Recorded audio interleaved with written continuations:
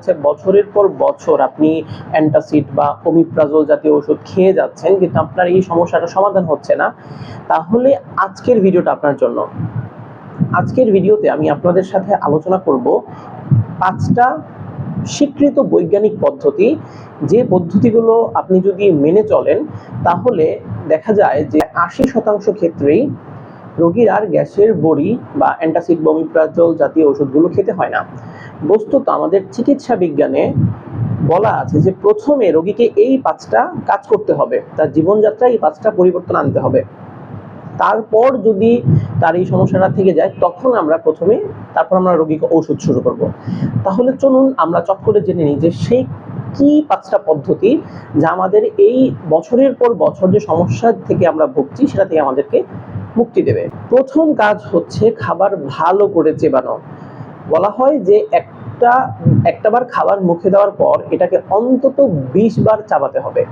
যখন আমরা খাবারটাকে ভালো করে চাবাই, খাবারগুলো খুব ছোট ছোট টুকরোতে ভাগ হয়ে যায় এবং আমাদের মুখে যে লালা আছে সেই লালার সাথে মিশ্রিত হয়ে, লালাতে কিছু এনজাইম থাকে, খাবারটা অনেকটুকু পরিপাক আমাদের মুখেই হয়ে যায়।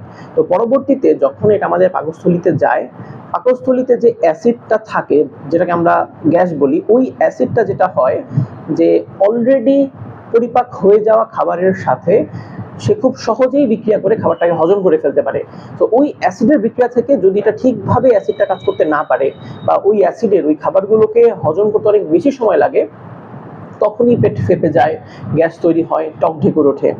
তো আমরা প্রথম কাজ যেটা করতে পারি সেটা হচ্ছে খাবার ভালো করে চিবিয়ে খাওয়া। দ্বিতীয় এবং খুব গুরুত্বপূর্ণ কাজ হচ্ছে আমাদের পানি খাবারের পরপরই আমরা খাবো না।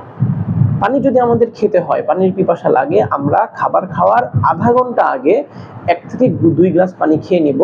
তারপর খাবারটা যখন আমাদের শেষ হবে, খাবার শেষ হলে তখন কেবল আমরা 1 চুমুক বা 2 চুমুক বা হাফ গ্লাস পরিমাণ পানি খাবো। যদি এরকম হয়, খাওয়ার পরে আমরা পানি খেলাম অনেকটুকু, এই এত পরিমাণ পানি খেলে যেটা হয় যে আমাদের পাকস্থলীতে যে অ্যাসিডটা ছিল সেই অ্যাসিডটা অনেক লঘু হয়ে যায় এবং লঘু অ্যাসিড সহজে আমার খাবারের উপর কাজ করতে পারে না, তখন আরো অনেক বেশি অ্যাসিড তৈরি করতে হয় আমাদের পাকস্থলীকে। আর এই বেশি যখন অ্যাসিড তৈরি করতে হয় তখন আমাদের খাবারটা হজম হয় না, পেট ফেঁপে থাকে, খাবার উপরের দিকে উঠে আসে, টক ঢেকুর ওঠে। তো এই জন্য আমরা এই কাজ থেকে বিরত থাকবো। তার পরবর্তী যে তৃতীয় পয়েন্ট সেটা হচ্ছে যে রাতের খাবার এবং ঘুম, এই সময়টা মাঝখানে ডিফারেন্স হতে হবে 3 ঘন্টা। আমরা রাতে খেয়েই ঘুমিয়ে পড়বো না। আসলে আমরা যারা কর্মজীবী আছি, আমাদের জন্য আমাদের লাইফস্টাইলটা এত বেশি কঠিন হয়ে গেছে যে আমরা রাতে আসি খুবই শেষ পর্যায়ে, রাতের দিকে এসে খেয়ে আমাদের ঘুমিয়ে যেতে হয়, কিন্তু এটা আমাদের জন্য খুবই অস্বাস্থ্যকর। রাতে যখন খাওয়া মাত্রই আমরা যখন ঘুমিয়ে যাই তখন খাবারটা খুব সহজেই আমাদের যে পাকস্থলী থেকে যে অন্ননালী আছে সেই অন্ননালী দিয়ে খাবারটা উপরের দিকে উঠে যায়। আরেকটা গুরুত্বপূর্ণ চতুর্থ পয়েন্ট সেটা হচ্ছে যে প্রোবায়োটিক্স বা টক দই। টক দইয়ের মধ্যে অনেক ধরনের ব্যাকটেরিয়া থাকে যেগুলো আমাদের স্বাস্থ্যের জন্য ভালো, এবং ওই ব্যাকটেরিয়াগুলো ল্যাকটিক অ্যাসিড নামক এক ধরনের অ্যাসিড তৈরি করে খুব সহজেই খাবারকে হজম করে ফেলতে পারে।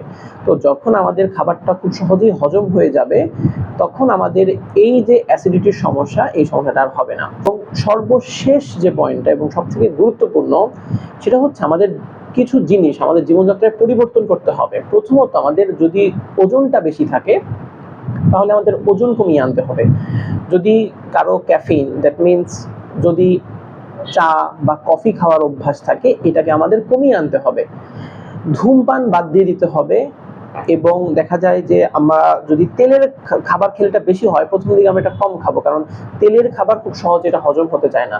তো এই 5টা পয়েন্ট আমরা যদি মেনে চলি তাহলে আমাদের গ্যাস্ট্রিকের ওষুধ খেতে হবে না, বা গ্যাস্ট্রিকের ওষুধ খেয়ে এই যে আমাদের সমস্যাটা সমাধান হচ্ছে না, এই 5টা পয়েন্ট মানার পাশাপাশি যদি আমরা তারপর যদি সমস্যাটা থেকে যায় তখন যদি গ্যাস্ট্রিকের ওষুধ খাই, ইনশাল্লাহ এই জায়গাতে আমরা একটা কার্যকর সমাধান পাবো। আমাদের বছরের পর বছর এই ওষুধগুলো আর খেয়ে যেতে হবে না। সবাইকে অসংখ্য ধন্যবাদ। যদি আপনাদের কোনো কিছু জানার থাকে তাহলে আমার এই ভিডিওর কমেন্টে আপনারা বলবেন, আমি চেষ্টা করব জিনিসগুলো নিয়ে আলোচনা করার।